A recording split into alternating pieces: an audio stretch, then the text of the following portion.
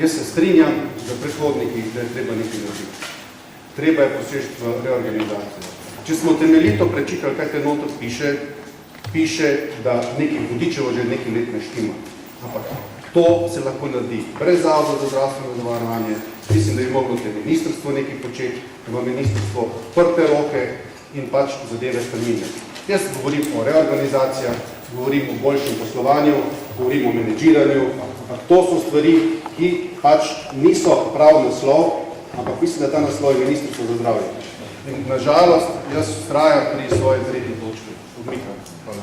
Kakršnokoli odlašanje pomeni, čeprav popolnoma gospod Rožič in vsi ostali zadeve razumem, kakršnokoli odlašanje pomeni, da bomo pač malo en teden kasneje se morali o tem pogovarjati. Morali se pa bomo. V končni fazi vam kot članom skupščine preostane pravzaprav zelo enostaven ukrep, če nadaljujem tem, ko ste rekel, da preprosto sprejmete sklep, da mora Zavod za zdravstveno zavarovanje poslovati stabilno in z uravnoteženim finančnim računom. Pika. Zahtevamo od upravnega odbora, da se znova usede in na skupščini pripravi predlog ukrepov, kjer ne bo niti enega predloga za nižanje pravic.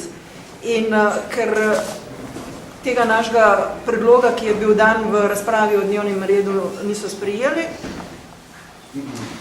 smo sklenili, da je treba demonstrativno pokazati, kaj se bo zgodilo, če se bo v tej družbi začelo razpravljati o nižanju socialne varnosti delavcev, ki, kot je povedal kolega, govorimo o 100 tisočih, ki imajo izredno nizke plače in od tako nizkih plač nizka nadomestila v času bolniške in na teh ljudeh naj bi se varčevalo. Ne na podlagi glasov, ki bi jih dali sindikati, niti pod razno. Mi mislimo, da se o nižanju pravic v skupščini ne bo govorilo tudi v našem imenu. Kaj pa pravite zdaj na to, da v bistvu ta odhod bo zavrl razpravo o teh varčevalnih ukrepih, ki pa so nujni, sicer bo lahko prišlo še do kakšnega hujšega nižanja pravic? Mi nismo tega scenarija predlagali. Mi smo predlagali scenarij, da se čez en teden znova dobimo in se pogovarjamo o programu ukrepov, kjer ukrepa C2 ne bo. Nočemo, da skupščina sploh razpravlja o tem, da bi ministru za zdravje predlagala krčenje pravic. In to tam, kjer je najbolj boleče. Tam, kjer je najbolj boleče.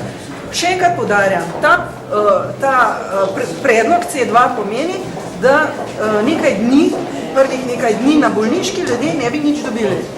Oprostite, mi ne moramo mimo takega predloga. To je direktni napad na socialno varnost, tisti, ki imajo najnižjo socialno varnost.